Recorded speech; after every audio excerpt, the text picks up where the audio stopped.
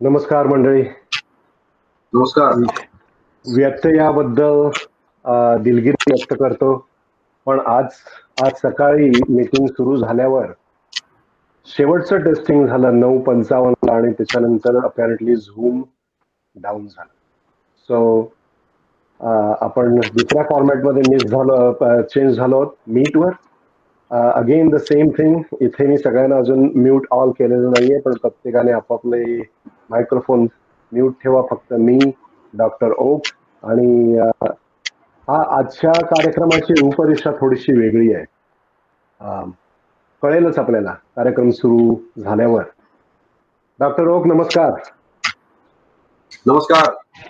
तुमच्या पेशन्स बद्दल पुन्हा एकदा अगदी तुमचे आभार. आणि आमच्या गप्पांवर आज तुम्ही आलात आणि सगळ्यांना दर्शन दिलं, सगळ्यांशी बोलताय.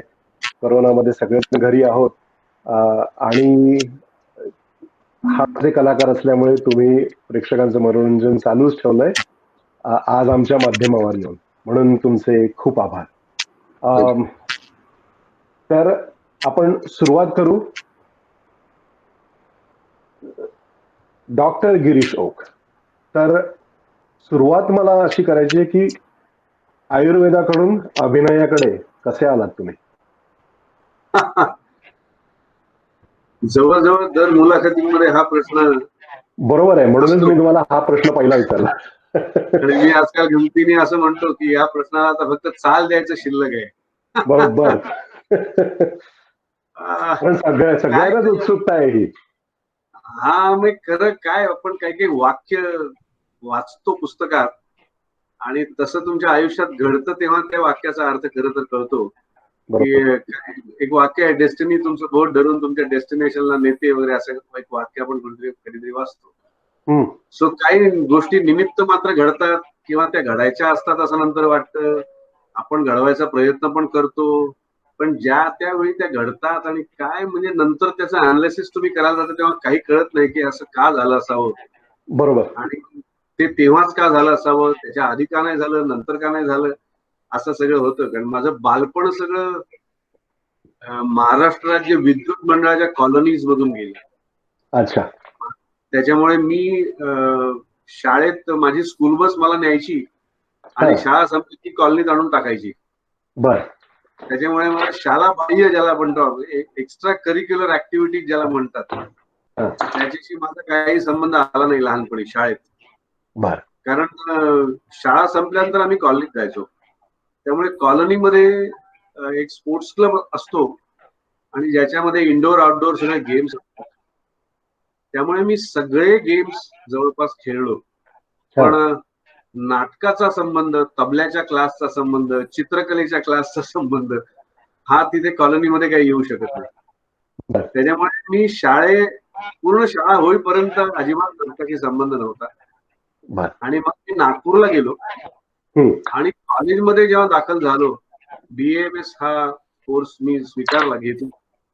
आणि तेव्हा मग मी नागपुरात राहून शिकायचं असं ठरलं. बर. आणि मग कसं बघा, काय गोष्टी कारणीभूत होतात की आता कॉलेज संपल्यानंतर मी काही स्कूल बसनी परत कॉलनीत जाणार नाही, मी नागपूरमध्येच राहणार. अच्छा. मग माझ्याकडे वेळ आहे, शाळा बाह्य किंवा कॉलेज बाह्य ऍक्टिव्हिटीज करायला माझ्याकडे वेळ आहे. आणि मग आपोआप ते मग माणूस करायला लागतो. आणि तोपर्यंत काहीतरी असा एक स्वभाव किंवा पिंड तयार झाला होता की ग्रुपनी करायच्या ऍक्टिव्हिटीज असतात त्या सगळ्या करायच्या.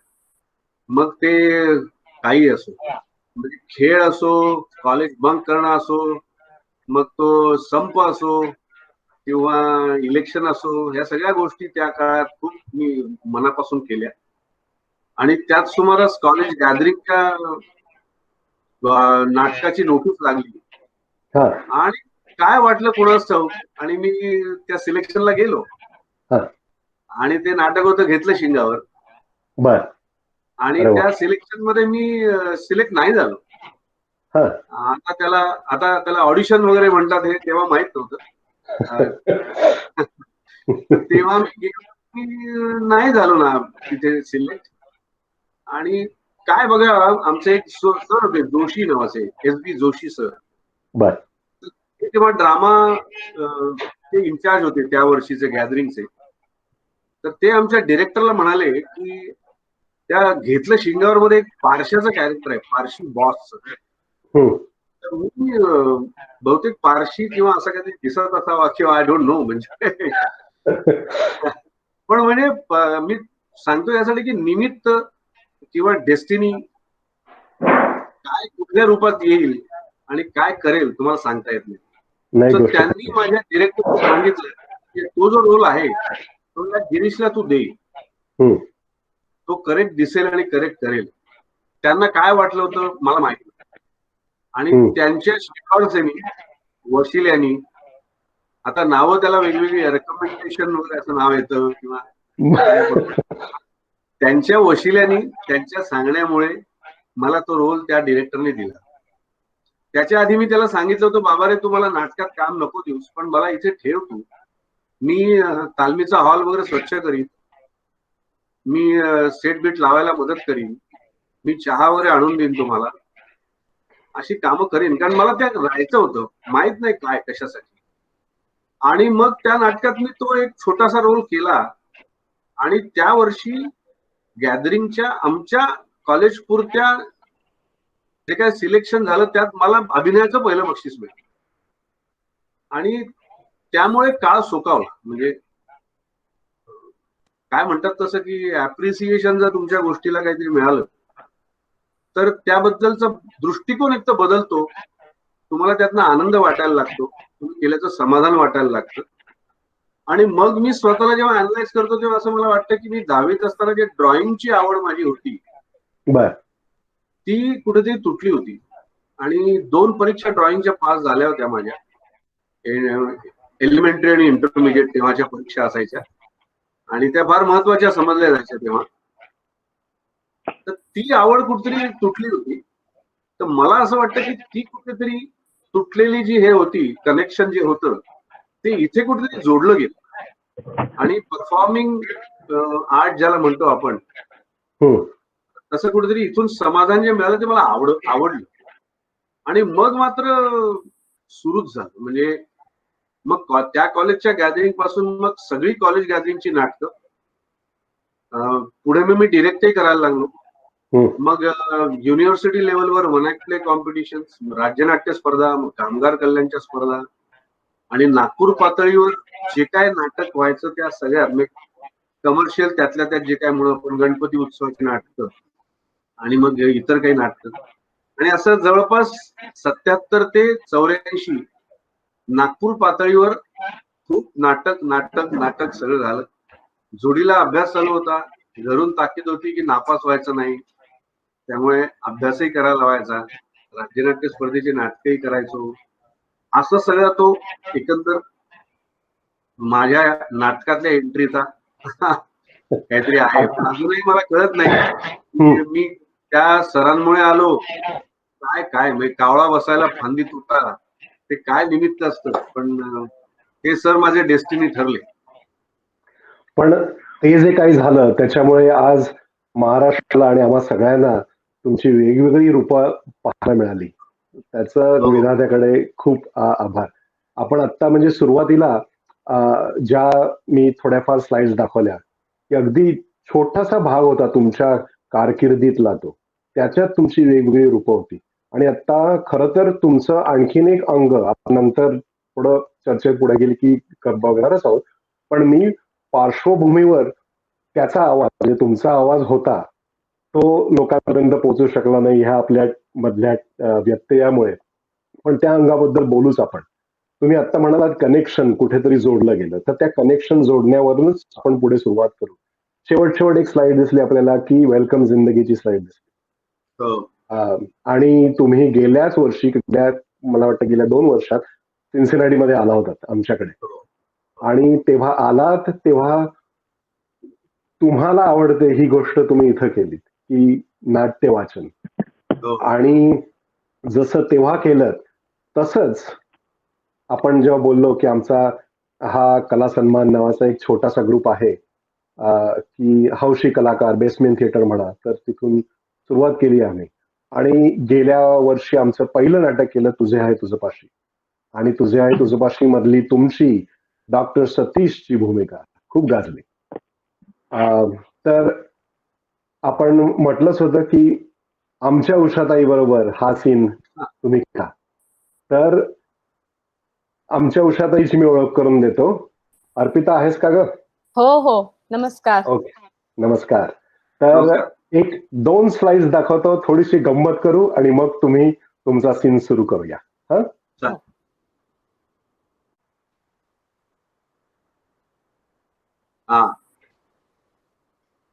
तर हा आमचा डॉक्टर सतीश आणि ही आमची उषाताई. आणि इथं मी प्रयत्न केला तुमचा चेहरा आमच्या डॉक्टर सतीशवर लावायचा. आशिष झाची आशिष, सॉरी तुझा चेहरा रिप्लेस केला, पण डॉक्टर गिरीश आज आपल्याकडे सतीश म्हणून आहेत. तर आशिष आणि गिरीश सारखे आहेत, सिमिलर. ओके. तर नवीन सतीश म्हणजे नवीन उषाताई आणि डॉक्टर सतीश, तुमचा सीन सुरू होऊ द्या. हो हो, सुरू करू का मी? हो सुरू. येस.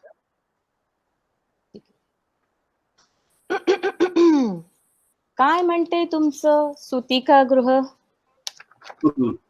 स्तुतिकागृह काय म्हणणार, नियमितपणे बायका येतात, मातृत्वाची पदवी घेऊन जातात, मुलगा झाला तर आनंदाने बेहोश होतात, मुलगी झाली तर बेटर लक नेक्स्ट टाइम असं म्हणून स्वतःच्या मनाची समजूत घालून घेतात. काही बायकांची समजूत घालून मुलगी होणंच कसं चांगलं आहे हे त्यांना पटवून देतात आमच्या नर्सबाई.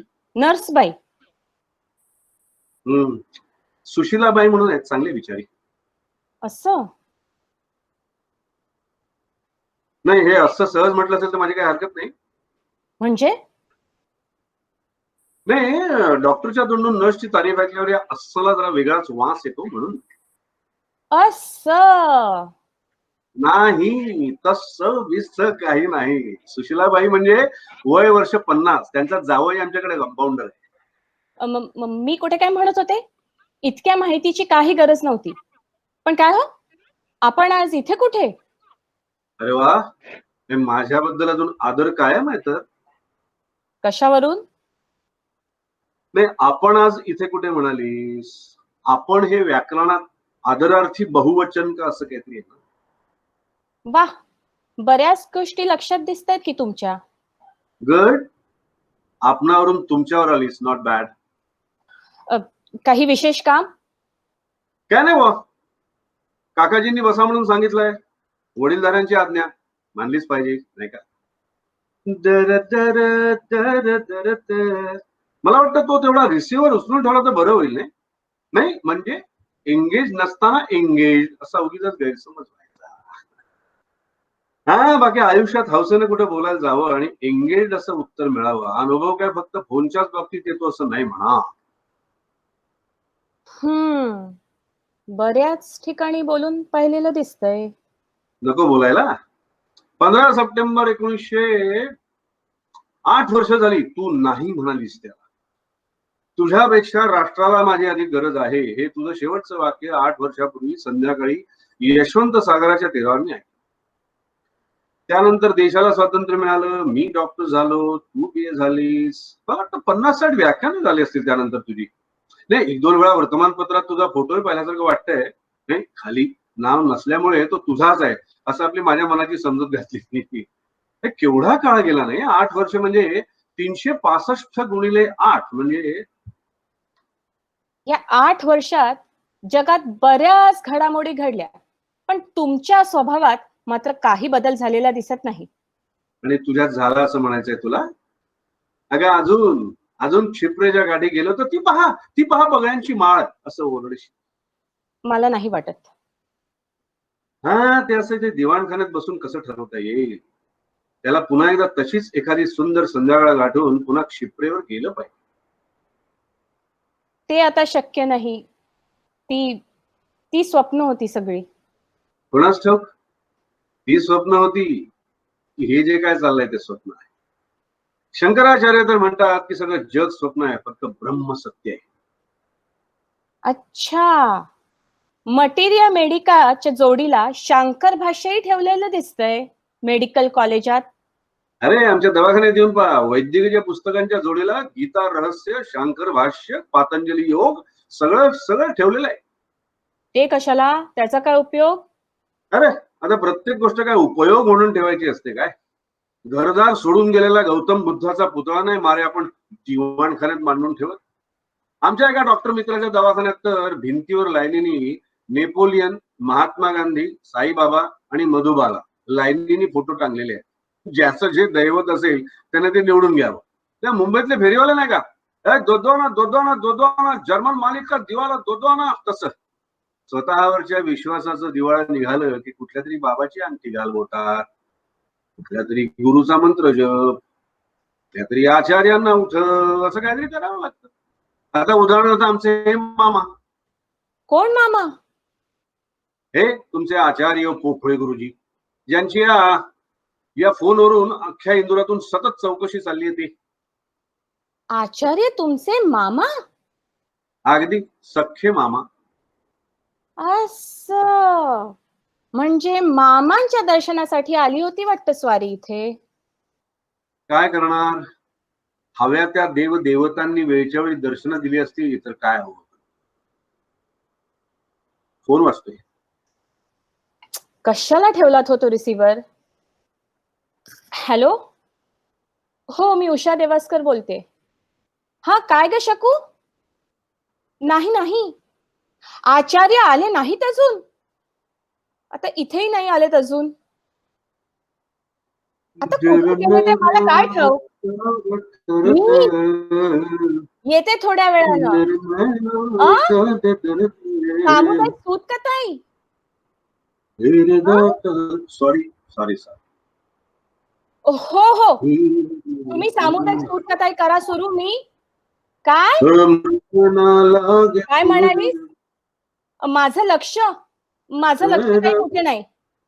अगं काय बोललीस ते नीट ऐकू आलं नाही. मी म्हटलं ना येते थोड्या वेळात. पाहुणे पाहुणे बिवणे काही कोणी नाही तिथे.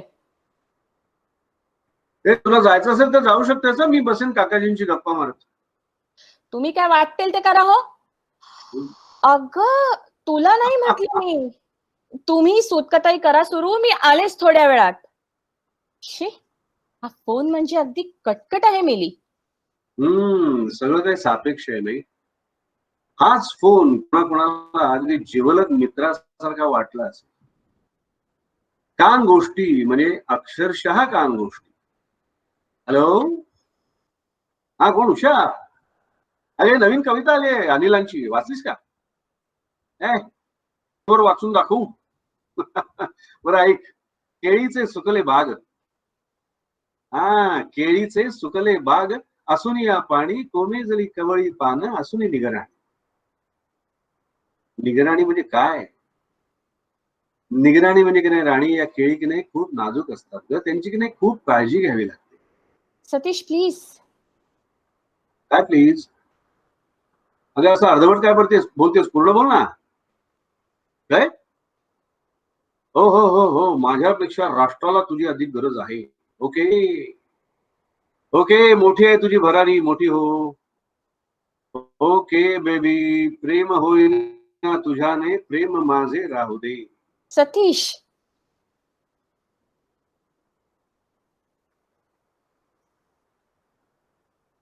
हॅलो, काय? हो मी उषाताई. हा काय रे श्याम, आचार्य सापडत नाहीत? मरू देत मग. अरे मामा ते माझे. मग आता मी तरी काय करू? आज 8 दिवस रात्रंदिवस राबते आहे मी. एकीला तरी अंग मोडून काम करावं असं वाटत असेल ते शपथ. जणू काय हे शिबिर माझ्या एकटीच आहे. आज संध्याकाळी फोटो समोर पुढे पुढे करायला येतील मात्र या कलेक्टरनी आणि या कमिशनरनी. काल 15 जणींचे फोन आले होते मला साधी खादीच्या साड्या कुठे मिळतील हे विचारायला. ढोंगी मेल्या. ढोंग. जगात सगळ्यात सत्य, शिव आणि सुंदर जर काय असेल ना तर हे ढोंग. त्या माणसाला स्वतःच्या अपूर्णत्वाची इतकी खात्री पटलेली असते की प्रत्येक जण कसल्या ना कसल्या तरी ढोंगाची शाल पांघरून वावरत असतो. पांघरावीच लागते, करतात काय? मेडिकल कॉलेजात तत्वज्ञानही शिकवतात वाटतं. छे छे छे छे, कॉलेजमध्ये काहीच शिकवत नाही. आमच्या दवाखान्यात येऊन पहा, तत्वज्ञानाचे प्रकांड पंडित सुद्धा अपचन झालं की पोटातल्या वैश्वानरासाठी बाटलीभर एरंडेलाची आहुती मागायला येतात दवाखान्यात. शी. अरे शी काय, सत्य आहे ते. हे कसलं आलंय सत्य? सत्य सत्य किती सुंदर असतं. कोणी सांगितलं तुला? अरे सत्य इतकं महाभयंकर दुसरं काही नसेल जगात.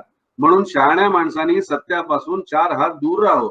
म्हणजे ते डोंगरासारखं दुरून साजरं दिसतं. कुठे पाठ घेतले हो ह्या नव्या तत्वज्ञानाचे? आमच्या दवाखान्यात. आणि मुद्दाम पाठ घ्यावे लागत नाहीत, ते आपोआप पाठ होतं. आणि आमची स्मरणशक्ती जरा विशेष चांगली, त्यामुळे पाठांतर असं हा हा म्हणता होतं.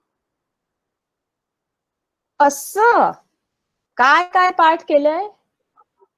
काय काय पाठ म्हणून दाखवू? क्रिकेटच्या टेस्ट मॅचेसचा गेल्या 20 वर्षाचा इतिहास म्हणून दाखवू? का मटेरिया मेडिकलची 4 प्रकरणं म्हणून दाखवू? का आपलं फर्स्ट इयर पासून फायनल MBBS पर्यंतच्या बरोबरच्या सगळ्या पोरींची नावं म्हणून रामरक्षेसारखी घडाघडा? हाय,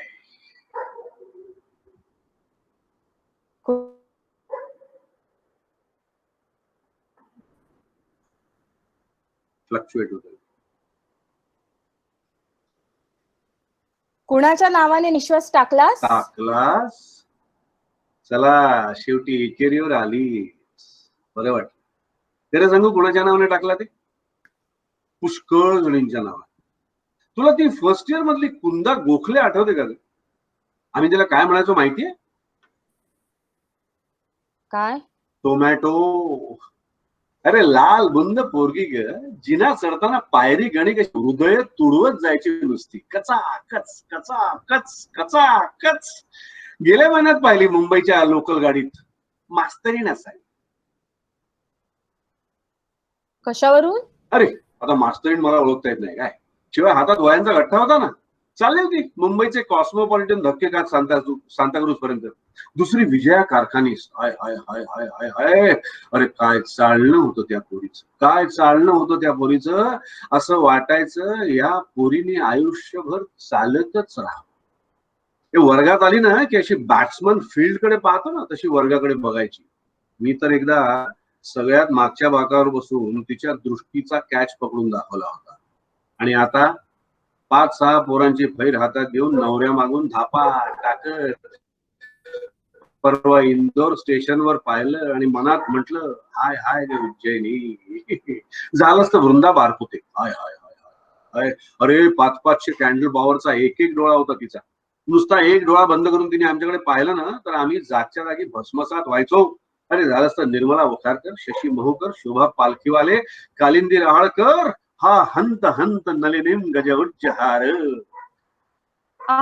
अरे अरे अरे अरे अरे अरे, मग तर खरा निश्वास तर तुझ्याच नावाने टाकायला हवा, त्यांच्या नाही. माझ्या माझ्या माझ्या नावा का म्हणून?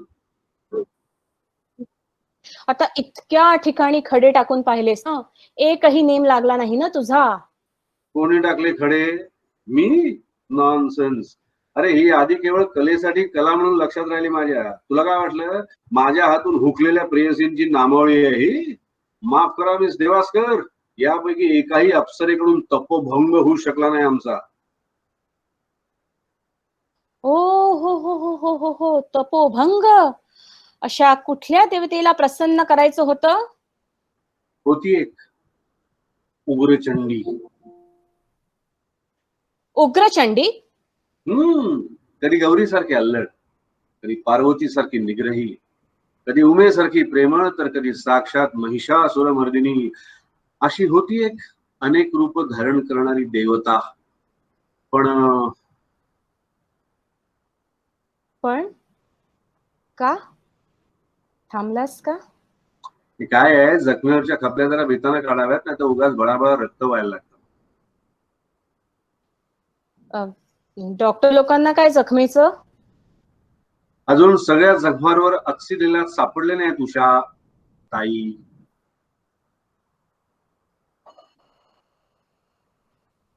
अच्छा, अजून म्हणजे कविता वगैरे चालू आहेत वाटतं. हृदयाची जखम, दर्दे दिल वगैरे. हा, आमचे काकाजी सुनवत असतात अधूनमधून. म्हणे काव्य. ऐदी मनाला बरं असतं हे असलं काव्याचं मालिश. काय काय काय काय कुठल्या आचार्यांच्या बौद्धिकातलं वाक्य म्हणालीस हे? ऐदी मनाला काव्याचं मालिश काय? बाकी या तुमच्या आचार्य मंडळींना मालिश, आहार, उपास याशिवाय दुसरं काय येतंय काय म्हणा? काय शरीराचे मोठे मस्त लाड करून घेतात बेटे एखाद्या नटीसारखे. हे पहा, ज्या विषयातलं आपल्याला कळत नाही ना त्या विषयातलं बोलू नये शहाण्या माणसानं. आणि उपासात कसले आले आहेत हे शरीराचे लाड? तर अरे उपास आहेत ते शरीराचे काय मनाचे सुद्धा लाड होत नसतील दुसऱ्या कशा. आधी तो उपास जाहीर करायचा, मग म्हणे समाजातल्या अनेक लोकांना चिंता वाटायला लागते त्यांच्या प्रकृतीची. अवतीभोवती अशी चिंताक्रांत मंडळी जमायला लागतात. वर्तमानपत्रातून प्रकृतीची बुलेटिन छापून येतात. लोक सारखं या ना त्या कारणाने आपलं नाव घेत आहेत, आपली चिंता करतायत. मुलं शाळेमध्ये हरताळ पाडतायत. दुकानदार निदान समोरचं का होईना शटर बंद करतायत. काय गुदगुल्या होत असतील ना हे सगळं ऐकल्यावर त्या उपास करणाऱ्याच्या मनाला. मी एकदा असंच एका आचार्यांना तपासायला गेलो बरं का. ते मला कळत नाही, प्राणांतिक उपोषण जाहीर करायचं आणि जरासा जीव घाबरला की डॉक्टर कडे कशाला जायचं. असो, तर मी आपलं तिथे गेलो. अशा जगाचपैकी उद्बत्त्यावर लावलेल्या हे कुणीतरी तिकडे कोपऱ्यात नाजूक आवाजात भजन बिजन गाते. बाहेरच्या 10-12 मोटार गाड्या उभ्या, त्यातून असे गलेलट्ट शेट्टी हातात हारतुरे घेऊन डोक्यावर मारे काळजीचे डोंगर घेऊन या उपाशी विठोबाच्या दर्शनाला आत येत. पण हा उपास कशासाठी? कशासाठी? तो कुठल्या तरी मजुरांच्या मिरवणुकीत कुणीतरी कुणाला तरी दोंडा मारला. झाले यांची इथे अहंकार पूजा काय. मी तर ठरवून टाकलेलं आहे, काय? मी असं एक चांगलं 4-5 दिवसाचं प्राणांतिक उपोषण करणार आहे. असं 4-5 दिवस प्राणांतिक उपोषण? येस. पण ते कशाबद्दल? या सगळ्या उपास करणाऱ्यांच्या निषेधार्थ आपलं एक फायनल. चांगली आहे कल्पना. चांगली आहे कल्पना. हे टाळी.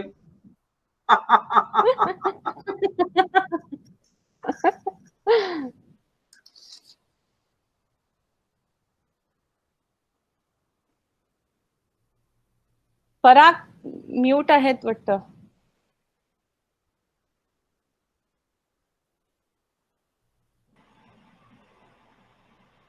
नाही त्यांचं.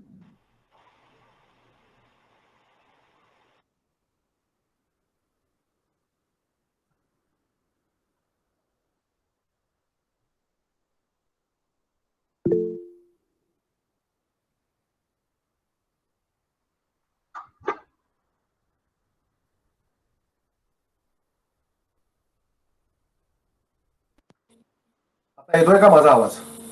हा आता येतोय. गुड. तर मी म्हणत होतो की तुमच्याकडे जर रात्र होणार नसती आणि सूर्य मावळणार नसता तर अख्खं तुझं वर्षी आमच्या सगळ्या टीम बरोबर खूप मजा आली असती. या नाटकाचे जेवढे प्रयोग झाले, आता डॉक्टर सतीशला खरं तर 3 एंट्रीज आहेत फक्त. बरोबर. पण ती अख्खा वेळ सगळं नाटक विंगेत बसून ऐकायचो. इतकं ते गोड आहे नाटक. येस. भयंकर होतं. पुलंची भाषा मला गंमत वाटते म्हणजे पहिल्यांदा मी पृथ्वीच्या 2 टोकावर उषा आणि सतीश असताना हा सीन आज पहिल्यांदा वाचला. म्हणजे अक्षरशः आपण अक्रॉस द ग्लोब आहोत आणि आपण उषा आणि सतीशचा सीन वाचतोय. दिस इज समथिंग व्हेरी डिफरंट. मला हे नेहमी लक्षात आहे. आणि म्हणूनच म्हटलं की पुलंची भाषाच तशी आहे की ती भाषा वाचताना डोळ्यासमोर सीन आला माझ्या तो सगळा. Yes yes yes yes. ह्या माझ्या चमूचं मीच केलं होतं नाटक, त्यामुळे माझ्या डोळ्यासमोर आहेत आणि उषा अर्पिता कसे करायचे त्याच्यात. पण तुम्ही वाचता सुद्धा हा अख्खा सीन. आता एक नाटक जे मी खूप वर्षापूर्वी पाहिलं, म्हणजे मी पुलंची अनेक नाटकं केली, एक नाटक मी खूप वर्षापूर्वी पाहिलंय. त्या नाटकाच्या 2 स्लाइड्स दाखवणार आहे आणि कला सन्मानचं आता आमचं पुढचं नाटक जे येत आहे कॉटेज नंबर 54 त्याची नायिका रसिका महाजनी ही तुमच्या बरोबर तो रोल वाचणार आहे. तर तेवढं पुन्हा एकदा 2 स्लाइड्स दाखवतो आणि ते नाटक मी इंट्रोड्यूस करतो. त्यानंतर तुम्ही दोघांनी सुंदर मी होणार ना? हो.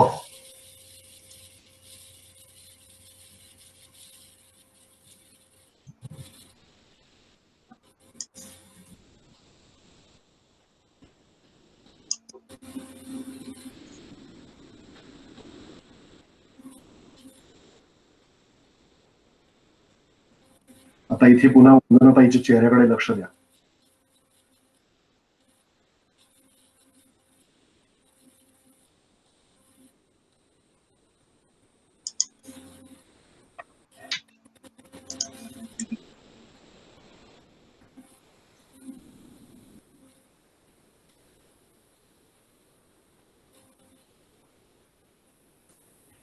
And you guys are on.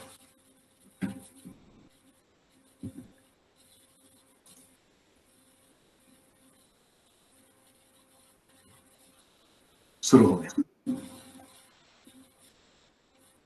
हो उमर खय्याम. अगं पण उमर खय्याम असा राजवाड्यात बसून का वाचायचा असतो? संध्याकाळच्या छाया पसरत असाव्यात, झाडाखाली बसावं, कवितांचं पुस्तक, भाकरी एक आणि सुरई एक सुरेची, जवळ तू आहेस आणि आज कसे आलात तुम्ही संजय? अरे कसं आलं म्हणजे काय? हिज हायनेसच्या खास मेहरबानी ना. अरे तुमच्या वाड्यावरचे नोकर काय बदमाश आहेत. आत येऊ नका असा महाराजांचा हुकूम कोणाला लक्षात. इतक्यात स्वतः महाराज आले समोरून आणि त्यांनी मला होऊन आत भेटायला पाठवलं. आनंदाच्या भरात मी माझ्या नवीन कविता संग्रहाची एक प्रत त्यांना बहाल करून टाकली. आणि हो, ही दुसरी प्रत तुझ्यासाठी. ठीक आहे संजय? हा, उघड ते पुस्तक आणि अर्पण पत्रिका वाच. संजय अरे वाच म्हणतो ना. पण हा काय जुलूम? अरे जुलूम मी करतोय का तू करते? तू नाही वाचत, ठीक आहे, मीच वाचतो. ऐक, संग्रहाचं नाव आहे श्रावण मेघ, कवी संजय, किंमत 2 रुपये. अर्पण पत्रिका, जन्म जन्मांतरीची सहप्रवासिनी हेमा हिला. मला स्वीकारता येणं अशक्य आहे संजय. काय? अरे हिज हायनेसने देखील स्वीकारला सगळं आणि तू स्वीकारत नाहीस. काय झालं पुन्हा? काही झालं नाही, संपूर्ण बरी झाली आहे मी. आज योगेश्वराच्या देवळापर्यंत चालत जाऊन आले. एकटीच? अरे मला नाही का कळवायचं. ठीक आहे, उद्यापासून आपण जाऊया. मी आता इथेच राहणार आहे. इथे? हा, इथे म्हणजे राजवाड्यात नाही रे बाबा. इथे आम्हाला कोण राहू देत आहे? इथल्या स्वागताची पद्धत थोडी निराळी आहे बाबा. येणाऱ्या माणसाला आधी जा जा म्हणून सांगायचं. मी नाही राहतला कुठेतरी. पहाटे येईन राजकन्येला भोपाळी गाऊन उठवायला, मग आपण जाऊ फिरायला. काय ग, शरद ऋतूची चाहूल लागली की नाही तुला अजून? मला 6ही ऋतूंची आणि 12ही महिन्यांची शोभा आता कुठल्या तरी 4 भिंतीच्या आत राहूनच पाहिली पाहिजे. काका म्हणजे राजेसाहेबांनी तुला काय नजर कैदेत वगैरे ठेवलंय की काय? नाही, पुढल्या महिन्यात आम्ही इंग्लंडला जातो. इंग्लंडला काय? पप्पांची आज्ञा आहे, ते सगळ्यांना घेऊन इंग्लंडला जाणार आहे. किती दिवसांसाठी? कदाचित कायमचं. अरे पण का? या घरात पप्पांना हा प्रश्न कोणी विचारायचा नसतो. पप्पांच्या इच्छेविरुद्ध मला काहीही करता यायचं नाही. त्यांचं माझ्यावर अमर्याद प्रेम आहे. कोणाचं? तुझ्या पप्पांचं? होय. अमर्याद प्रेम काय? अमर्याद सत्तेचा लोभ असलेल्या माणसाला अमर्याद प्रेम करता येतं हा शोध पहिल्यांदा लागला. पोटच्या पुरीला नेसत्या वस्त्रांविषयी हाकलून देणाऱ्या बापाचं अमर्याद प्रेम. तुम्हाला कोणी सांगितलं?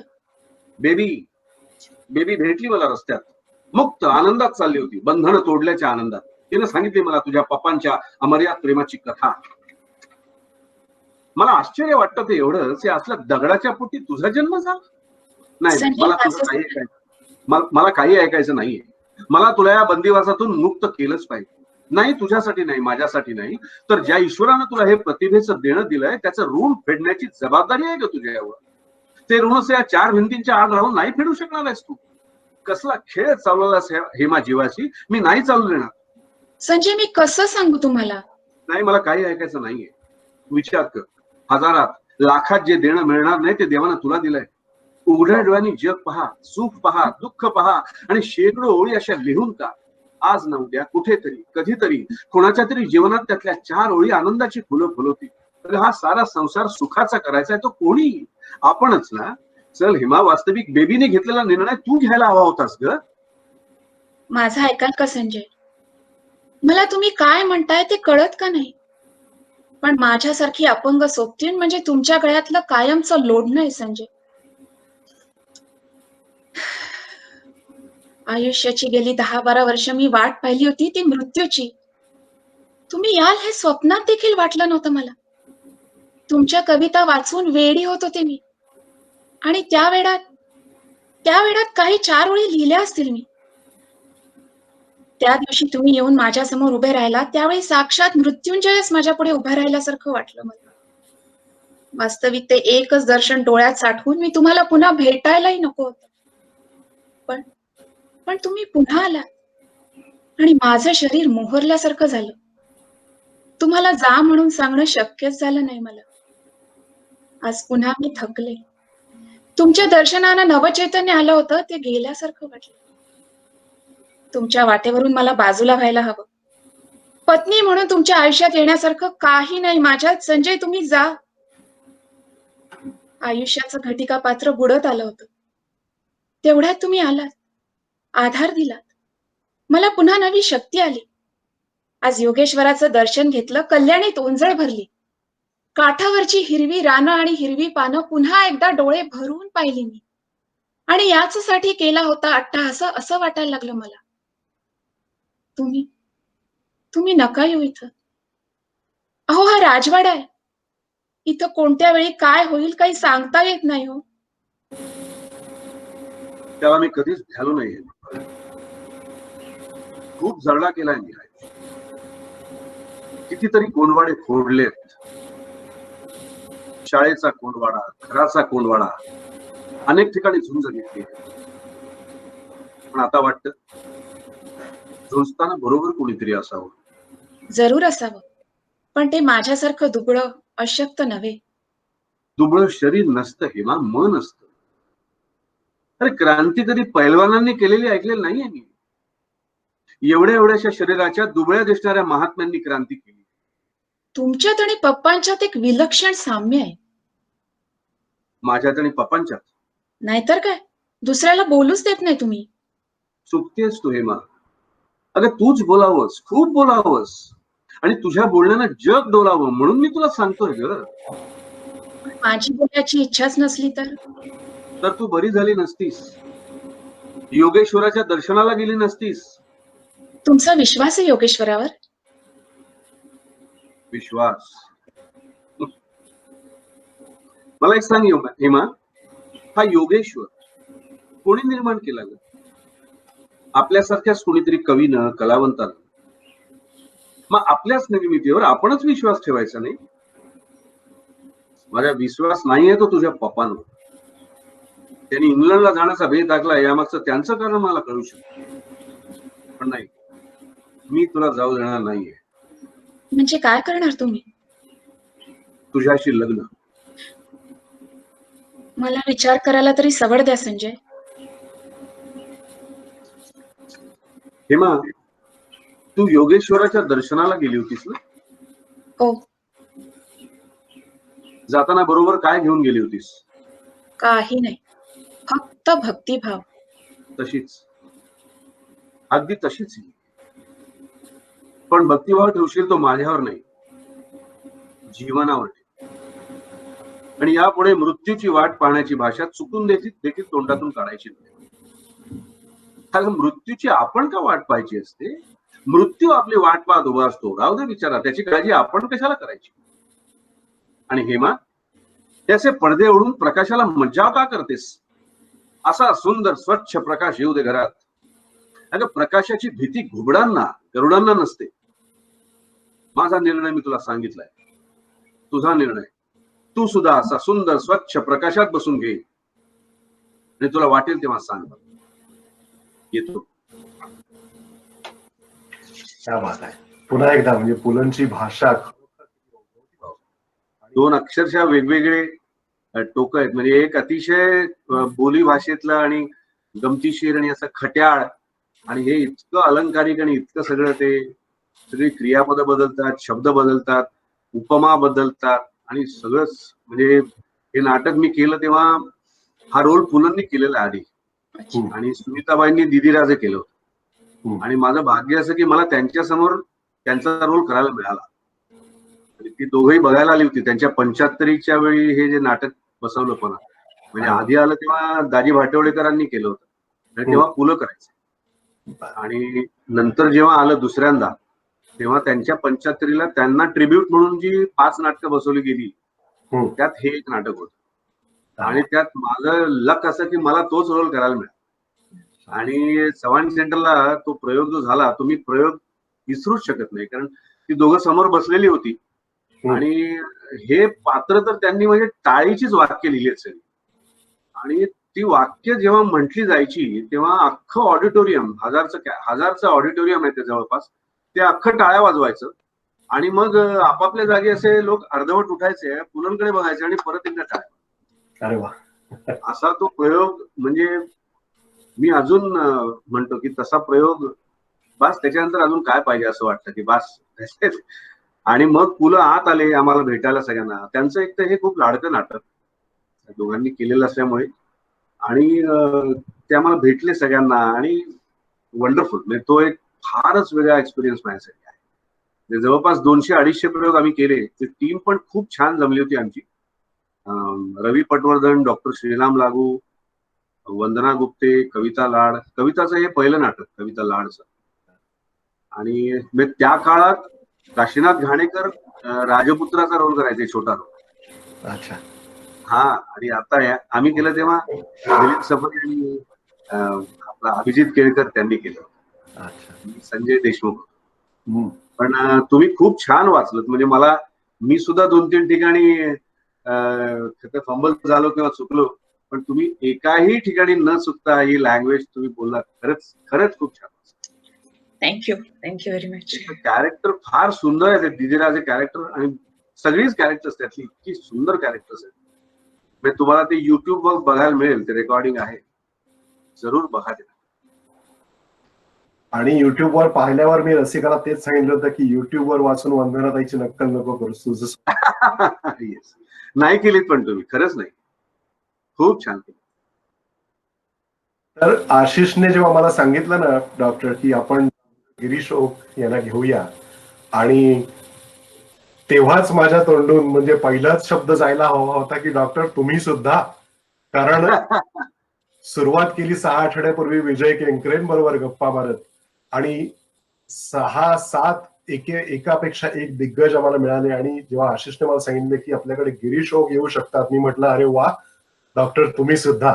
तर याच शब्दावरून आपण पुढे तुमच्याकडून येऊ शकतात. म्हणजे काय, तिकडे एका स्क्रीनवर मला एक तरफ सारी खुदाई, एक तरफ जोरू की बहन तिकडे दिसते मला ती. त्याच्यामुळे ती एक दहशत होती की मी नाही म्हटलं असतं तर तिकडे माझं एंट्री बंद झाली असती. आणि ऑफकोर्स आशिषची तर मैत्री होतीच. म्हणजे आशिषकडे मी नाट्यवाचन पण केलं होतं. सो हे म्हणजे डावलणं इम्पॉसिबल होतं तुमचा शब्द.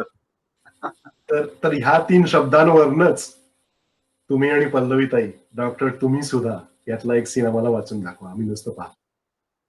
पल्लवीताई नको म्हणाल. पल्लवीताई नका. बर डॉक्टर तुम्ही आणि पल्लवी हा सीन म्हणून दाखवा. हा, थोडस या सीन बद्दल सांगतो. डॉक्टर तुम्ही सुद्धा हे अजित दळवींचं नाटक. पहिल्यांदा आलं तेव्हा सुहास जोशी, मोहन गोखले, सुनील शेंडे अशी सगळी टीम होती. तेव्हा मी फक्त असा हातात उंजळीत हात असं बघितलं होतं नाटक. भयंकर हेवा वाटला होता मला की हे नाटक मला का करायला मिळत नाहीये. आणि जेव्हा ते नंतर आलं तेव्हा मला त्यातला खरं तर मोहन गोखल्यांचा रोल मला करायचा होता तेव्हा. पण माझं वय मधल्या काळात वाढलेलं होतं आणि नंतर मला मग मेन डॉक्टरचा रोल करायला लागला. या नाटकामध्ये वैदेही आणि अविनाश हे कपल आहे. ते अविनाश हा अतिशय तत्वनिष्ठ आणि सत्य वागणारा डॉक्टर आहे. त्याची बायको जी आहे वैदेही, ती आणि त्यांच्याकडे एक डॉक्टर आहे, अजून एक कामाला आहे, तो यंग डॉक्टर आहे. ती दोघं मिळून एक हॉस्पिटल काढायच्या बेतात आहेत, प्रायव्हेट हॉस्पिटल. आणि त्याची विचारसरणी हॉस्पिटलकडे एक बिझनेस म्हणून बघण्याची आहे. आणि वैदेही साधारण इकडे आणि तिकडे दोन्हीकडे त्याचं कॅरेक्टर आहे. म्हणजे एक पूर्णपणे ह्याच्याकडे व्यवसाय म्हणून बघणारा मोहन गोखलेचं कॅरेक्टर, एक पूर्णपणे या प्रोफेशनला एक ज्याला म्हणतो आपण की सेवा किंवा नोबल प्रोफेशन म्हणून बघणारा डॉक्टर अविनाश, आणि त्याच्या मध्ये कुठेतरी फ्लक्च्युएट होणारी अशी वैदेही, आणि त्यांच्या हातून एक केस ऑलरेडी चुकीची झालेली आहे, बिघडलेली आहे, आणि ती केस आता कोर्टात चालू आहे, आणि त्या केसच्या बाजूनी तिचा स्वतःचा नवराच तिच्या विरुद्ध उभा राहिला आहे. अशी थोडीशी पूर्वपीठिका आहे. तर त्याच्या पुढे आपण तो सीन वाचूया. एक फोन त्यांच्या मुलाचा त्याला आलाय, तिथून हा सीन सुरू होतो. हा कोण? उन्मेष? अरे कसाच बेटा, झाली परीक्षा? हा कसे गेले पेपर्स? रिझल्ट मिळेल रे, पण are you satisfied? Good good good. कुठे जायचं ट्रेकिंगला? अरे जा ना, अवश्य जा. हे बघ आई बोलते, आई. हे उद्दिष्ट आहे, त्याची परीक्षा झाली, पेपर चांगले गेले त्याचे. बोल. हो,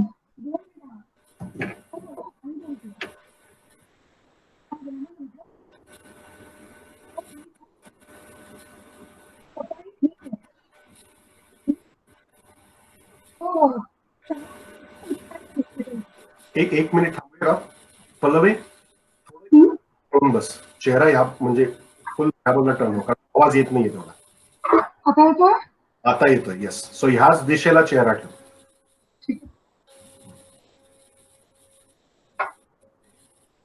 6-8 महिन्यात उभं राहील हॉस्पिटल.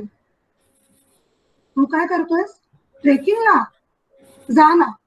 हो, मी लगेच पाठवते पैसे. 2 दिवसात ड्राफ्ट आला तर चालेल ना? हो रे, कळवीन.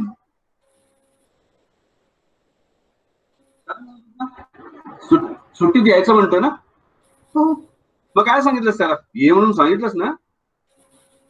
वैदेही, काय विचारतोय मी? सुट्टी घालवायला त्याने येण्यासारखी परिस्थिती आहे का इथे? आई बाप भांडायला उभे राहिले, गावात चर्चा आहे, आणि मुलगा एन्जॉय करायला घरी येणार आहे. काही अर्थ आहे का हो तुमच्या विचारण्याला? I am sorry. नाही सॉरी. खरं तर मी एकदम पटकन बोलायला नको होतं. नाही sorry. It was very tactless of me to say so. नाही, म्हणजे मला असं सांगण्यात आलं आहे की हॉस्पिटलच्या भल्यासाठी आणि केस वाचवण्यासाठी मी तुमच्याशी बोलावं. थोडी पड खावी लागली तरी चालेल, पण तुम्हाला त्या रत्नाबाईच्या बाजूने कोर्टात उभं राहण्यापासून परावृत्त करावं.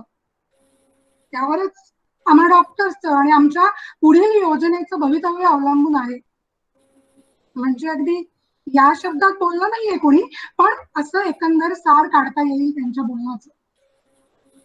आता रत्नाबाईच्या बाजूनी इतका काळ उभं राहिल्यानंतर तुम्ही माझं ऐकाल असं त्यांना का वाटलं कोणाच ठाऊक. मी तुमची पत्नी आहे म्हणून. पण तसं पाहिलं तर तिच्या केसची शहानिशा करण्यासाठी तुम्ही वकिली प्रश्न विचारले तेव्हाही मी तुमची पत्नीच होते, नाही का? किंवा ती आमच्या विरुद्ध केस करतेय हे कळल्यानंतर जेव्हा तुम्ही तिला चांगला वकील अगदी स्वस्तात मिळवून दिला तेव्हाही मी तुमची पत्नीच होते. नुसतं पत्नी असण्यानं काय होतं? हे मला वाटतं कदाचित शिरीषची अशी विनोदी कल्पना असावी की मी माझ्यातली प्रेयसी जागवून तुम्हाला साथ घाला, तुम्ही बदलायला तयार व्हाल. पण इंटर्नशिपचे ते दिवस खूप मागे राहिले नाही, जेव्हा आपण रात्रभर एका धुलाई टेकडीवर बसून राहायचो आणि सकाळी कपड्यातली गवताची कुसं काढत हसत सुटायचो. त्या रात्री केव्हाच संपल्या, आणि आता फक्त बोटांना आणि डोळ्यांना खोपणारी कुसत राहिली. सर्जरीचं पोस्टिंग असताना बळाबळा वाहणारं रक्त पाहून मी हातातली स्काल्पेल टाकून दिली होती. तेव्हा माझी पाठ थोपटून मला धीर देणारे हात मला अजूनही आठवतात. त्यावेळी त्या बिनचेहऱ्याच्या पेशंटचं मी किती अंश रक्त जाणलं ते विचारून मला शायलॉट ठरवण्याचा प्रयत्न केला नाही तुम्ही? नाही अविनाश, नाही. मी सेंटिमेंटल वगैरे बोलून तुमच्या अंतःकरणाला हात घालणार नाहीये. टेकडीवरचे दिवस गेले, संपले. आता आपण बराच रस्ता चालून आलो आहोत. आता जे बोलायचं आहे ते समजूतदारपणे, शांतपणे, दोन व्यक्तीतल्या परस्पर व्यवहाराविषयी बोलायचं. बोल. अविनाश, तुम्ही माझ्यापेक्षा 2-4 जास्तच पावसाळे या व्यवसायात पाहिले आहेत. इथं रत्ना पवार सारखे प्रकार घडायचेच याची तुम्हाला कल्पना असली पाहिजे. मग तुम्ही नेमकी हीच केस का घेतली? ती मला भेटली, तिच्यावरचा अन्याय अगदी उघड आणि स्पष्ट आहे असं मला वाटलं. भेटणं हा एक अपघात होता. म्हणजे त्या दिवशी मी कार्यक्रमाला गेले नसते किंवा तुम्ही सोबत आला असतात तर? आयुष्याचे एवढे मोठे निर्णय कुठे अपघातानं घडलेल्या घटनांवर बेतलेले असतात? हे बघ, रत्ना पवार भेटली नसती तर कोणी विद्या पवार भेटली असती. ही केस आज हाती घेतली नसती तर उद्या दुसरी एखादी केस हाती घेतली असती ना. म्हणजे या व्यवसायातल्या तडजोडी खपत नव्हत्या म्हणून तुम्ही लढायचं ठरवलं. That's it. मग म्हणजे ही केस संपली तरी लगेच काही आपला व्यवसाय स्वच्छ होणार नाही ना. मग नंतर काय करणार? नोकरी वगैरे सोडून पूर्ण वेळ हेच काम करणार?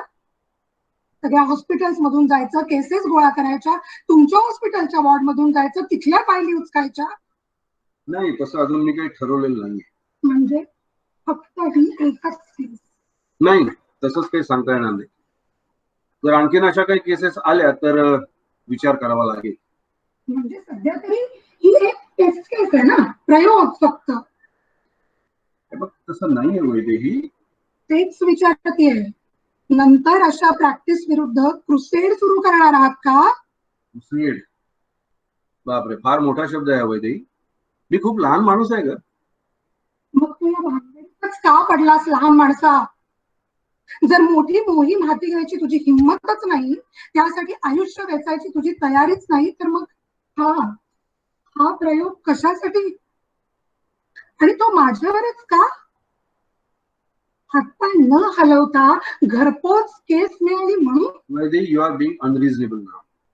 तर मग हे विवेकी आणि विचारी माणसा, या केसनी माझं काय होऊ शकतं त्याची तुला जाणीव नाही? कल्पना नाही तुला?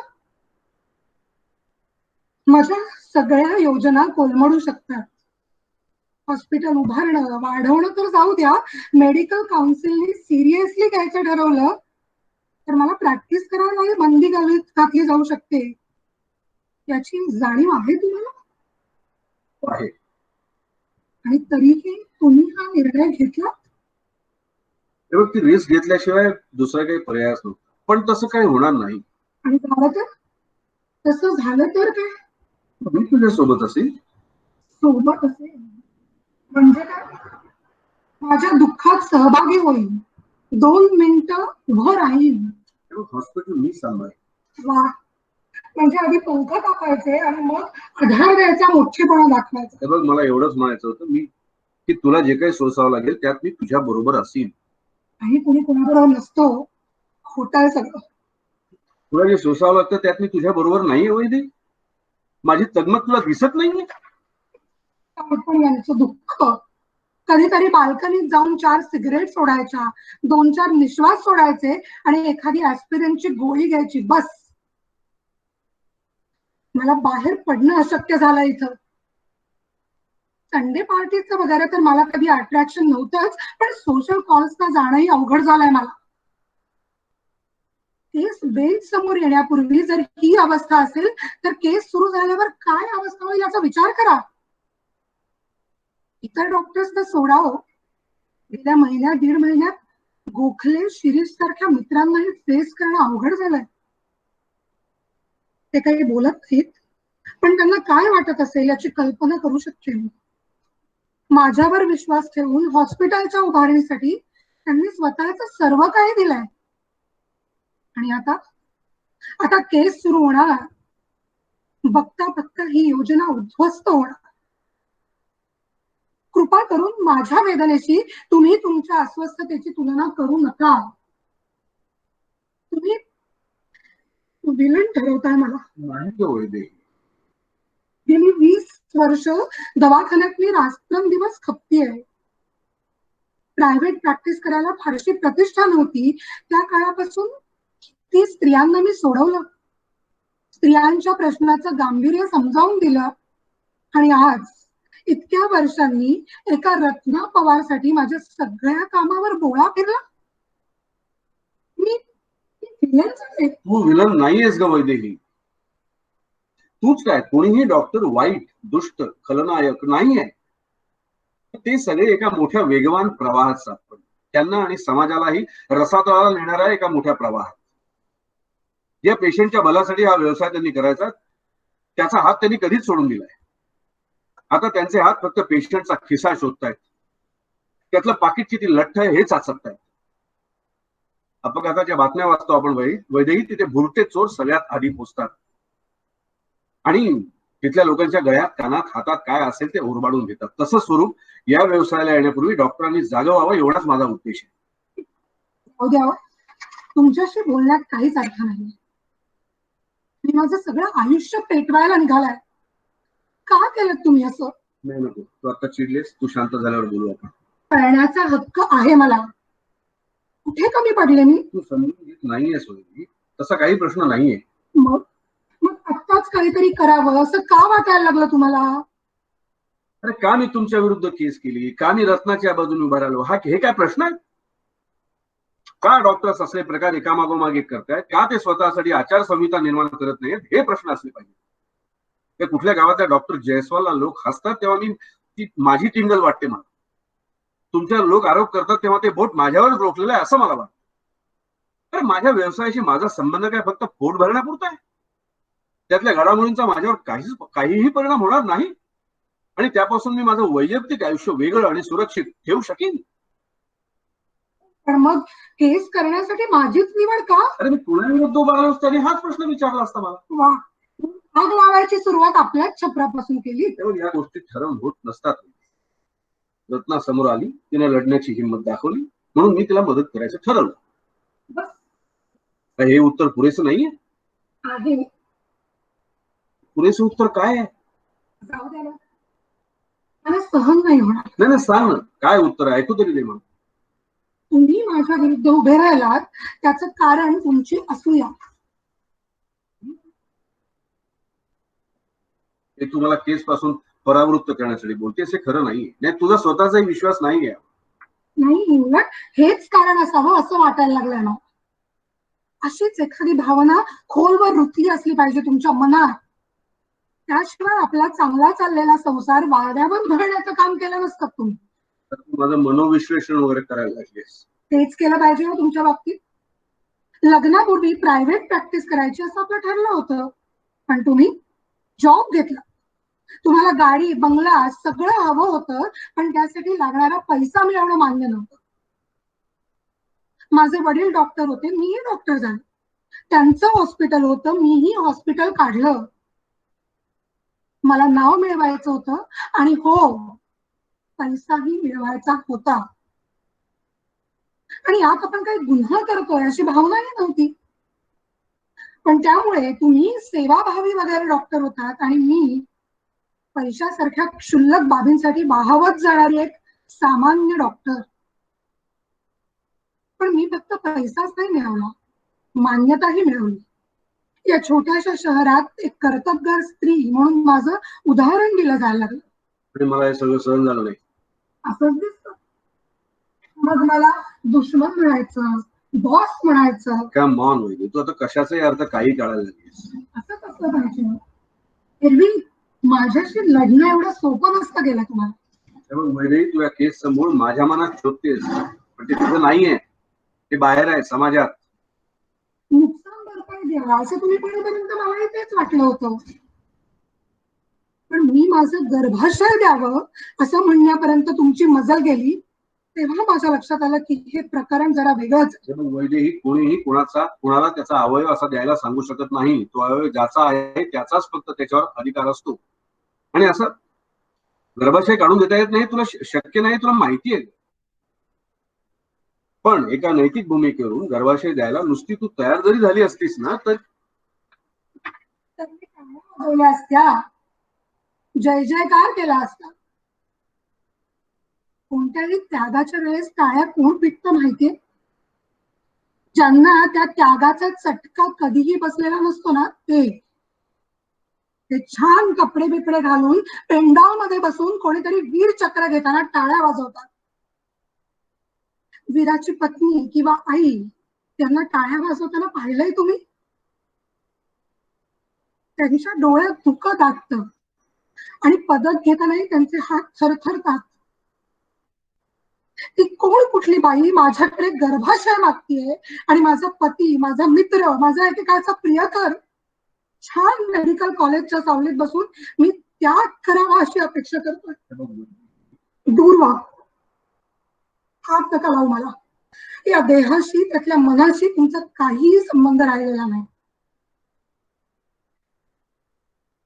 शेवटचं विचारते, तुम्ही या केस पासून दूर राहायला तयार आहात? शक्य होणार नाही आता. तिथं तुम्ही साक्षीदाराच्या पिंजऱ्यातही उभे राहणार आहात? शक्यता आहे. आमच्या विरुद्ध स्टेटमेंट देणार आहात?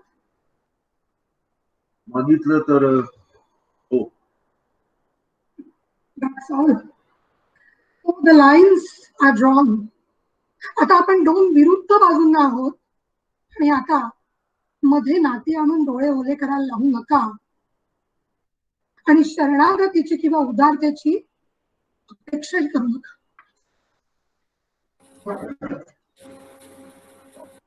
खूप छान वाटलं. मला वाटतं सगळ्यांकडून आता मला ज्या प्रतिक्रिया दिसत आहेत, सगळ्यांना मी विनंती करणार आहे की जी प्रतिक्रिया मला अपेक्षित आहे तीच तुम्हालाही अपेक्षित आहे. त्यामुळे प्रत्येकाने आपापले मायक्रोफोन अनम्यूट करा आणि please join in a big round of applause.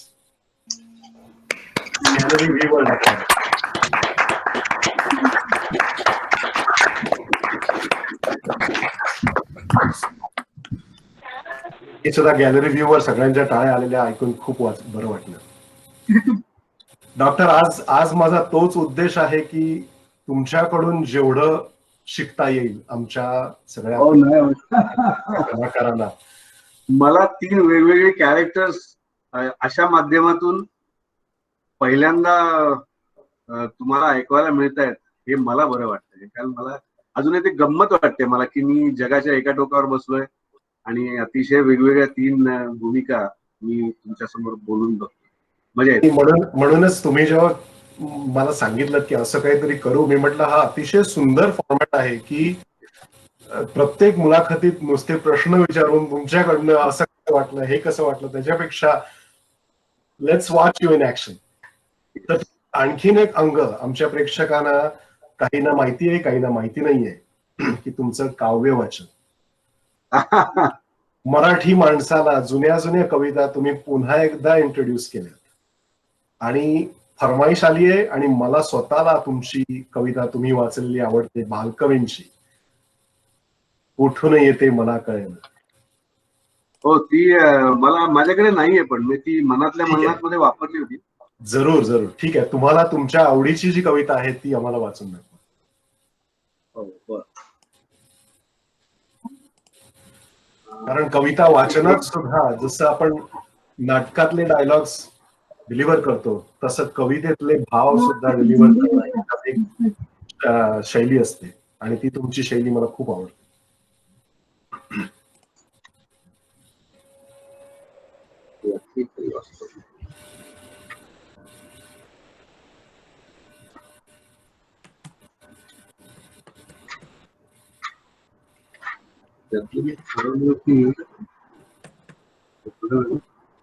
Super IC वाचू का?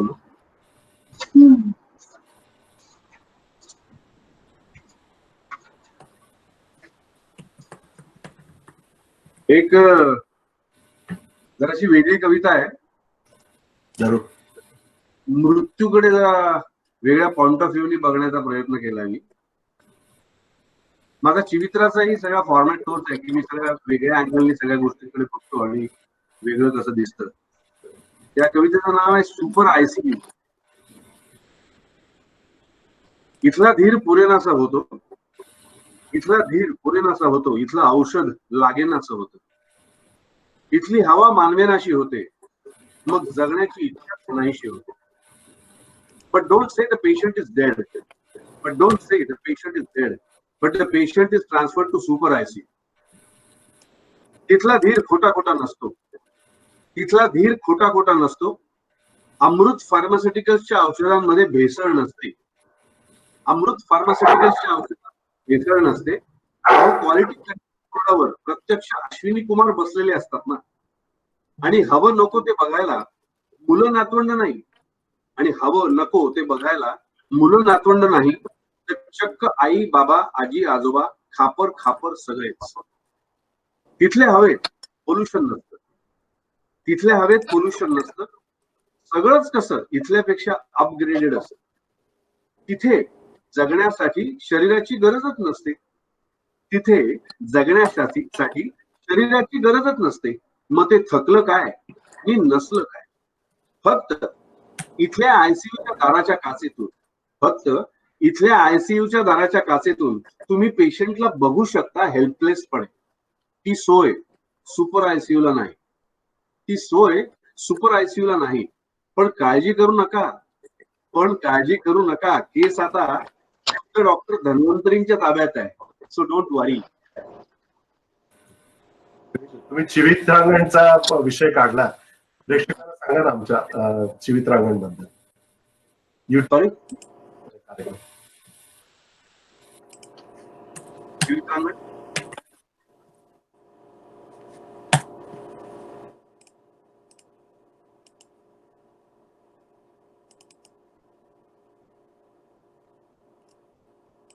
माझाच आवाज गेला का? आता येतोय. नाही, मी म्हणत होतो की चिवित्रांगणचा विषय काढला आपण, तर तुमचा जो नवीन कार्यक्रम सुरू झालाय चिवित्रांगण म्हणून, त्याबद्दल सांगा ना आमच्या प्रेक्षकांना. चतुरा नावाचं एक मासिक लोकसत्ता बरोबर यायचं पूर्वी. त्याच्यामध्ये मी चिवित्रा या नावाने सदर लेखन केलं जवळपास 2004-2005च्या आधी, आणि त्याचं जवळपास 2.5 वर्ष मी सदर लिहित होतो. आणि मग श्रीविद्या प्रकाशननी त्याचं पुस्तक काढलं.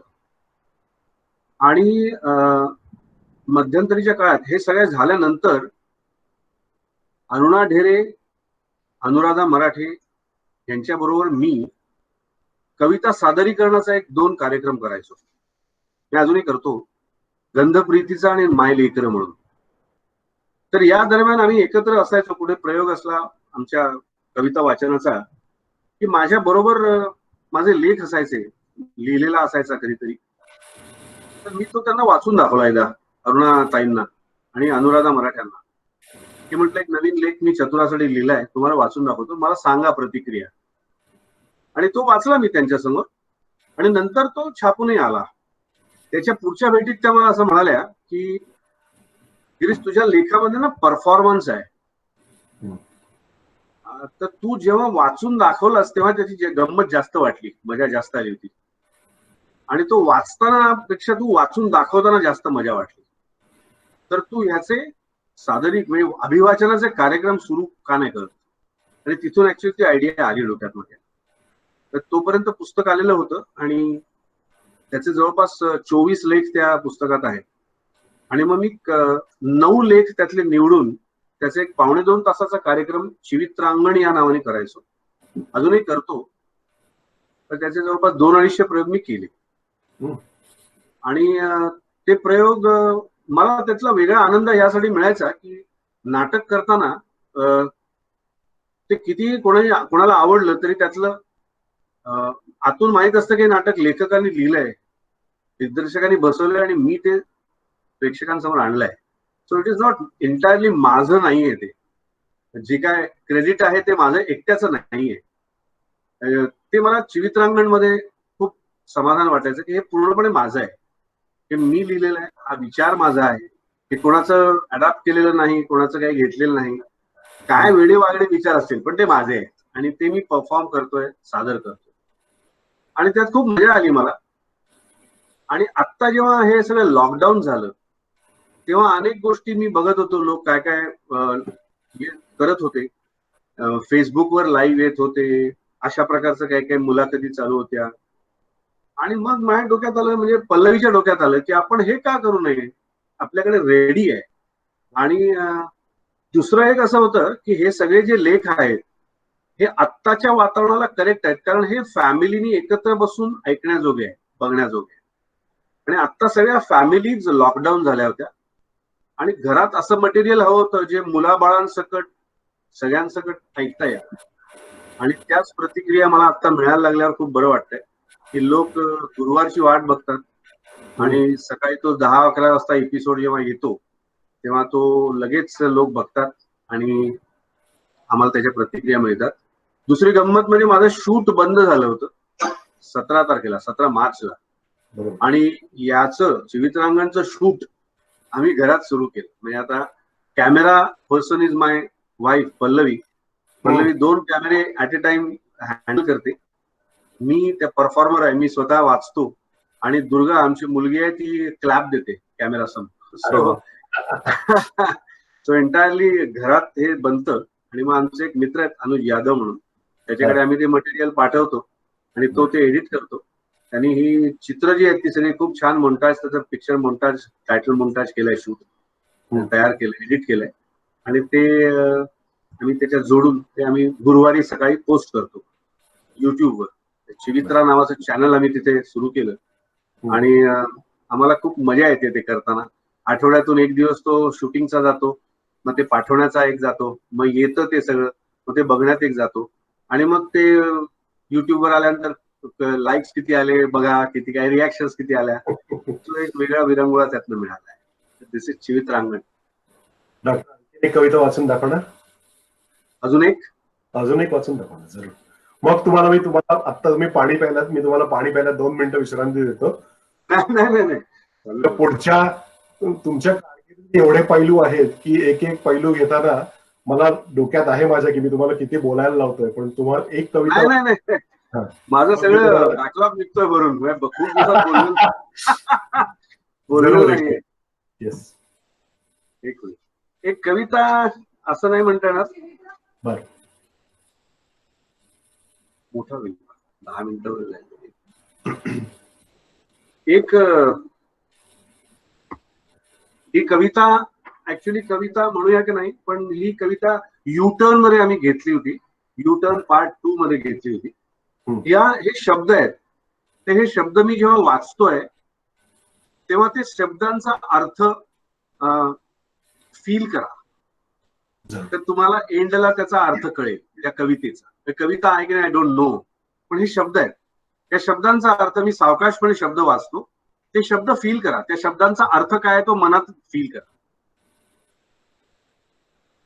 कवितेचं शीर्षक किंवा नावापासून जगणं असं नाव आहे याचं. जगणं, दिसणं, भावणं, आवडणं, मनात रुजणं, जीव टाकणं, वाट पाहणं, ओळख होणं, बोलणं, प्रेम व्यक्त करणं, प्रेमाचा स्वीकार होणं, प्रेम मिळणं, अस्वस्थ होणं, प्रेममय होऊन जाणं, दुसरं तिसरं चौथं काहीच न सुचणं, दिसणं, रुचणं, पटणं, काळजी करणं, झुरणं, वाट पाहणं, मुकणं, जपणं, जपणं, भेटणं, बोलणं, खाणं पिणं, अंजारणं, गोंजारणं, मोहरून येणं,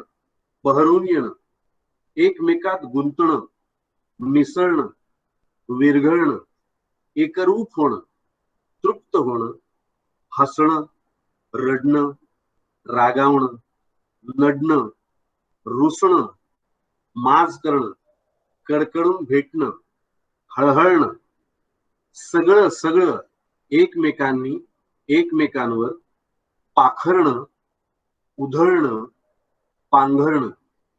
काय म्हणतात याला? जगणं. क्या बात, सुंदर. तुम्हाला तुम्ही पाणी प्यायला 1-2 मिनिटं विश्रांती दिसतो मी तुम्हाला. आपण यानंतर तुमच्या टीव्ही सिरियलकडे वळू. टीव्ही सिरियल सुद्धा तुमच्या खूप झाल्या. पसंत आहे मुलगी आता सध्या चालू आहे, अगबाई सासूबाई, आणि ती मला वाटतं त्याचं शूटिंग बंद झालं या कोरोनामुळे. या तुमच्या कारकिर्दीचे एवढे पैलू, सिनेमा, नाटक, कविता, टीव्हीवरच्या मालिका, याबद्दल एक प्रश्न आमच्या प्रेक्षकांकडनं येतोय, मनीषाकडनं. पण 1-2 मिनिटं त्याच्या आधी माझा एक प्रयत्न आहे की तुमच्या त्या सिरियलचं शीर्षक गीत आहे, खूप आवडतं मला, अशोक.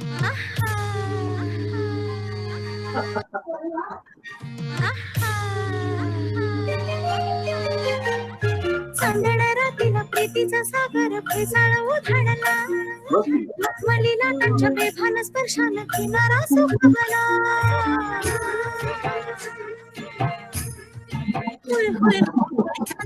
रातीला प्रीतीचा सागर फेसाळ उधळला, मखमलीला त्यांच्या बेभान स्पर्शानं किनारा सुखावला.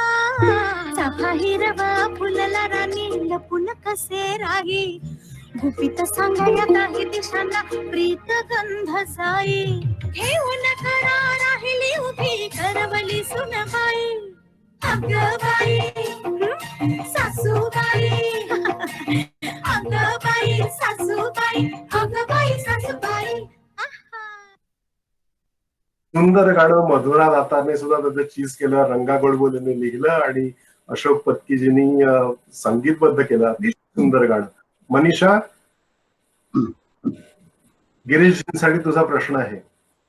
हो, ऐकू येतंय का माझं बोलणं? मी आता लॉग आउट झाली होती चुकून. नमस्कार डॉक्टर. हाय पल्लवी. नमस्कार.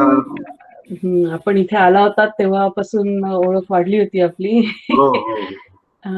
सो माझा प्रश्न असा होता की एकतर आता आपण झलक बघितलीच, तुम्ही इतक्या प्रकारच्या भूमिका केल्या आहात.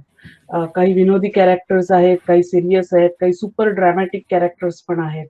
तर ह्यातला सर्वात जास्त कोणत्या टाईपचं कॅरेक्टर करायला तुम्हाला आवडतं? आणि त्याला फॉलोअप असा आहे की असं कुठचं कॅरेक्टर आहे की जे तुम्ही कधी करू शकला नाहीत आणि तुम्हाला करायला आवडेल? आवडली सगळीच कॅरेक्टर्स. ऍक्च्युली आपल्या मुलांसारखं असतं ते. काही मुलगी जरा जास्त लाडकी असते आणि मुलगा जरा तेवढा नसतो. असे काही मुलं पण आहेत माझी, काही मुली पण आहेत. तर काही लाडकी मुलं आहेत, काही मुली आहेत, काही लाडकी मुलं आहेत. पण सगळीच कॅरेक्टर खूप लाडकी होती. तर असं नाही सांगता येणार. काही कॅरेक्टर्स कसं होतं की 500च्या वर प्रयोग काही कॅरेक्टर्स देऊन जातात. सो ती सॅटिस्फाय करतात तुम्हाला. पण काही कॅरेक्टर्स खूप मनापासून तुम्ही केलेले असतात. बेसिकली तुम्ही लक्षात घ्याल ना तर सगळ्या नाटकांच्या तालमी शेवटी तेवढ्याच होता तो. म्हणजे ते कॅरेक्टर घडवायला, बनवायला, जन्म त्याला द्यायला किंवा ते तयार करायला तेवढाच वेळ लागतो. म्हणजे जसा आपल्याला तयार व्हायला 9 महिने लागतात तसाच तो पिरियड आहे. पण त्याच्यानंतर ते लवकर जर गेलं कॅरेक्टर एक 30-40-50 प्रयोगात तर खूप त्रास होतो. आणि जर 500 प्रयोग जर ते व्यवस्थित जगलं तर आपण म्हणतो तसं की आता माणूस सुटला तरी हरकत नाही. असं असतं ते शेवटी की सगळीच कॅरेक्टर्स तुम्ही खूप प्रेमाने, खूप विचार करून त्याचा प्रत्येक पैलू तपासून जन्माला घातलेले असतात, लोकांसमोर आणलेले असतात. आणि जसं जुन्या गाडीला काही झालं तर स्क्रॅच आला तर वाटत नाही ना, तसं ते आहे की नवीन गाडीला जर का पहिल्या दिवशी जर का एखादा स्क्रॅच आला तर काय जीव जळतो तुम्हाला सांगायला नको. तर ते तसं आहे की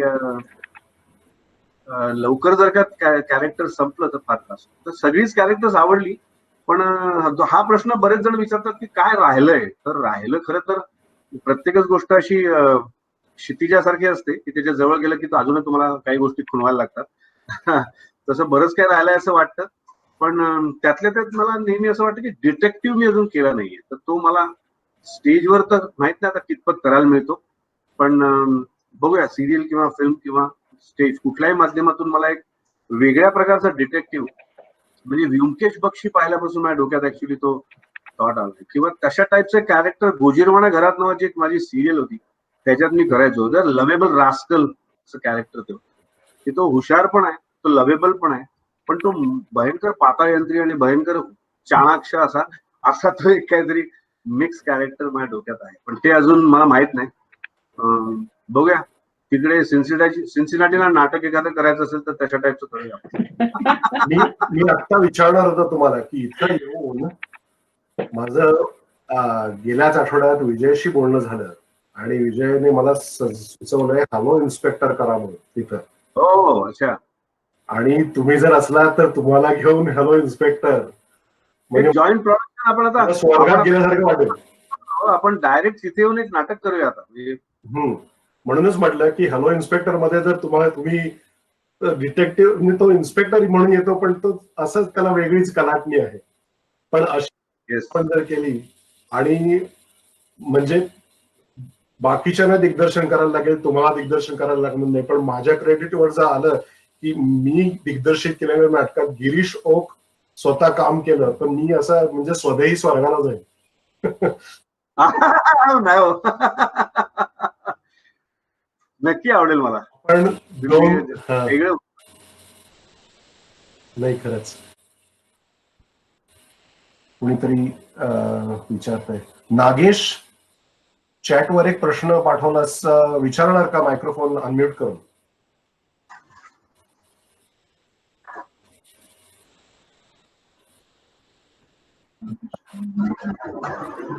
नको, तूच विचार. म्हणतोय नको तूच विचार. हा माझा चुलत भाऊ आहे बरं का.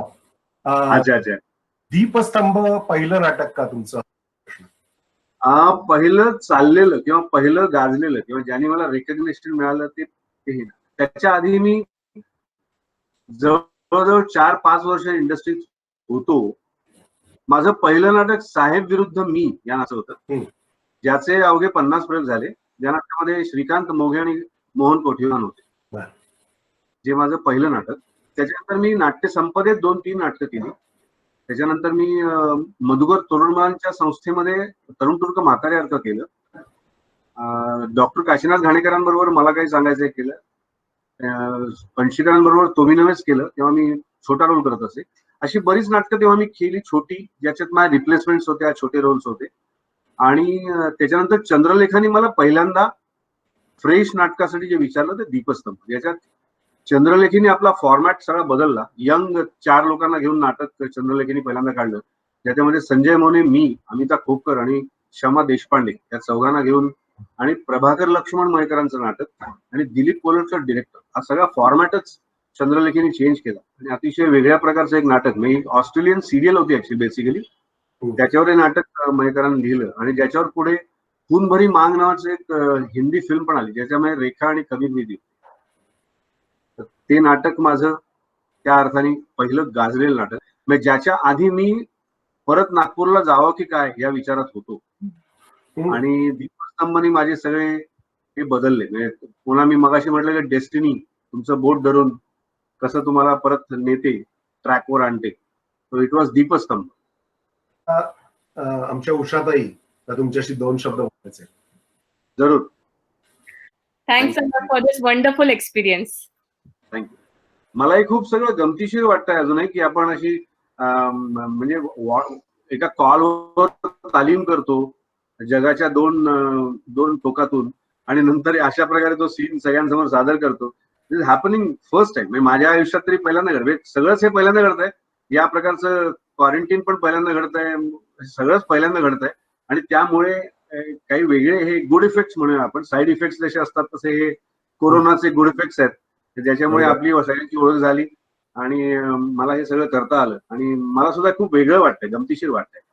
आणि मी तिथे आलेलो असल्यामुळे तुम्ही सगळे मला तेव्हा भेटलेले होतात. आणि या 2 माझ्या म्हटलं तसं एक तरफ सारी खुदाई आणि एक तरफ जोरू या 2 बहिणी तिकडे समोर बसल्या आहेत.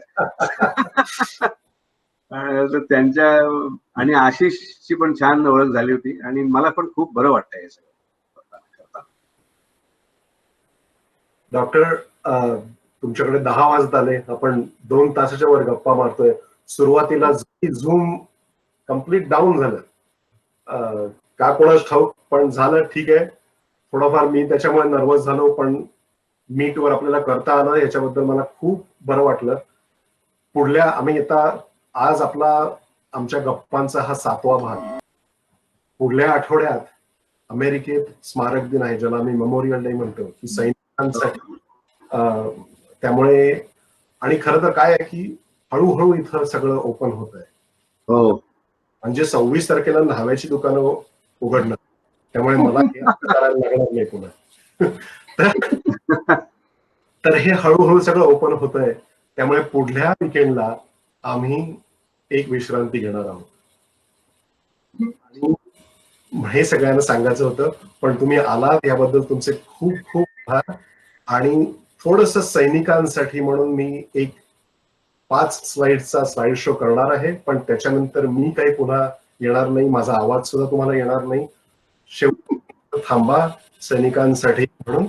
आणि त्यानंतर गिरीश सर तुमची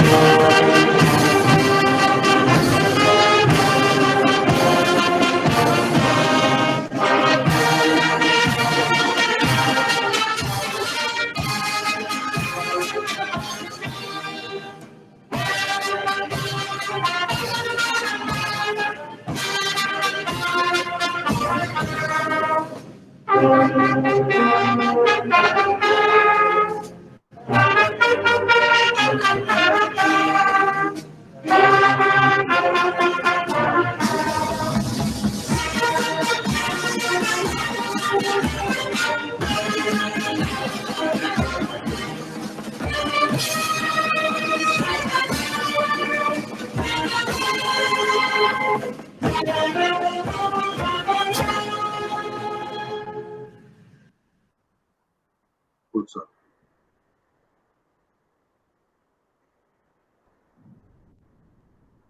अच्छा.